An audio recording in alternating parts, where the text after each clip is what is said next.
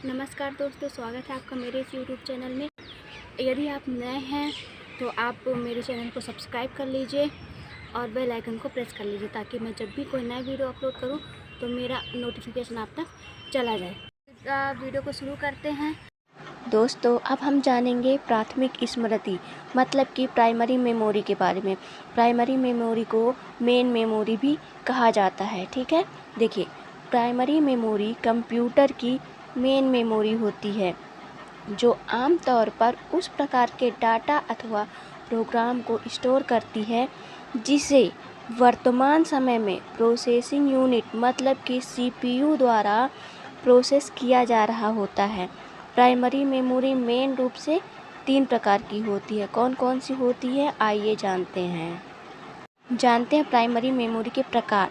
देखिए, ये 3 प्रकार की होती है। कौन कौन सी? नॉन वोलाटाइल होती है, नॉन वोलाटाइल जिसे स्थायी मेमोरी कहा जाता है। दूसरा होता है वोलाटाइल मेमोरी, वोलाटाइल मेमोरी को अस्थायी मेमोरी भी कहा जाता है।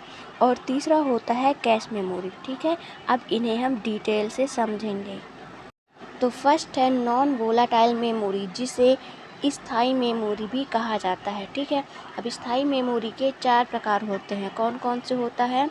देखिए, पहला है रोम, दूसरा है पी रोम, तीसरा है ई पी रोम और चौथा है ई ई पी रोम। ठीक है, अब इन्हें हम डिटेल से समझेंगे। तो आइए जानते हैं। सबसे पहला है रोम। जानते हैं रोम के बारे में। देखिए, रोम क्या होता है? रोम का फुल फॉर्म क्या होता है?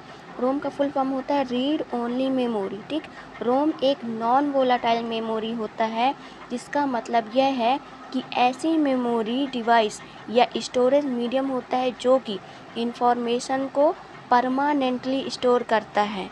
ठीक है, रोम के नाम से ही आपको पता चल रहा होगा कि रीड ओनली मेमोरी मतलब कि इसे केवल और केवल रीड किया जा सकता है, पढ़ा जा सकता है।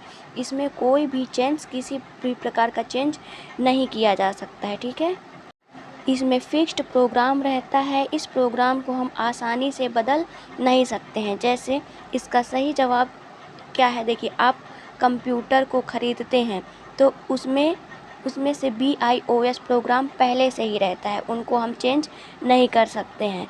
ठीक है, BIOS का मतलब होता है बेसिक इनपुट आउटपुट सिस्टम।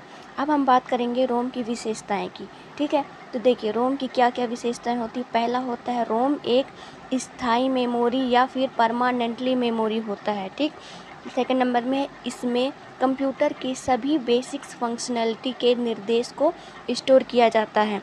तीसरा है रोम केवल रीडेबल मेमोरी होता है, मतलब इसे केवल रीड किया जा सकता है, इसमें कोई भी चेंज नहीं किया जा सकता है। ठीक है, चौथा है कीमत। अब अगर कीमत की बात की जाए तो रोम रैम की तुलना में काफ़ी सस्ती होती है। ठीक है, रोम की विशेषताएं हो गई। अब हम बात करेंगे पी रोम की। तो पी रोम का पूरा नाम क्या होता है? Programmable read only memory. ठीक, पी रोम को हिंदी में प्रोग्राम योग्य केवल पठनीय स्मृति कहते हैं। पी रोम एक प्रकार का रोम ही होता है जिसे मेमोरी के निर्माण के बाद में प्रयोग किया जाता है। ठीक, अब देखिए, पी रोम चिप्स में कई अलग अलग एप्लीकेशंस होते हैं जिनमें cell phone, video game console, RFID tag, medical device और भी कुछ इलेक्ट्रॉनिक्स शामिल होते हैं। वे इलेक्ट्रॉनिक डिवाइस की प्रोग्रामिंग का एक सरल साधन प्रदान करते हैं। कौन प्रदान करता है? पी रोम प्रदान करता है। ठीक है, देखिए, पी रोम को इरेज नहीं किया जा सकता है, मतलब कि इन्हें मिटाया नहीं जा सकता है। पी रोम के 2 अन्य संस्करण विकसित किए गए हैं जिन्हें इरेज किया जा सकता है और फिर से बनाया जा सकता है। वो कौन से संस्करण हैं वो हम आगे बताएंगे।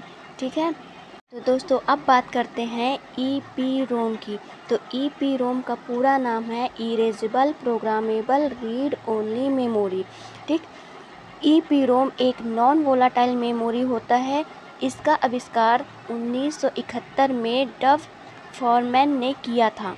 जब पावर सप्लाई नहीं होता तब भी यह डेटा को कंटेन किए रहता है। ई पी रोम में डेटा को इरेज किया जा सकता है तथा इसे दोबारा राइट किया जा सकता है। ठीक है। और अब बात करेंगे EEPROM की। तो EEPROM का फुल फॉर्म होता है electrically erasable programmable read only memory. ठीक है।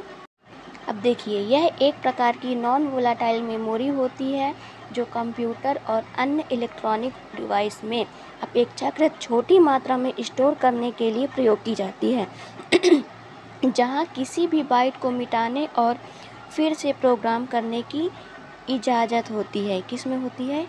EEPROM में। ठीक है।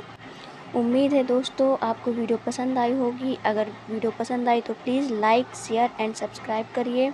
अब मिलते हैं नेक्स्ट वीडियो में, जिसमें मैं बताऊंगी वोलाटाइल मेमोरी के बारे में, मतलब कि अस्थायी मेमोरी के बारे में। ठीक है। तो दोस्तों आज की वीडियो में बस इतना ही। तब तक के लिए धन्यवाद।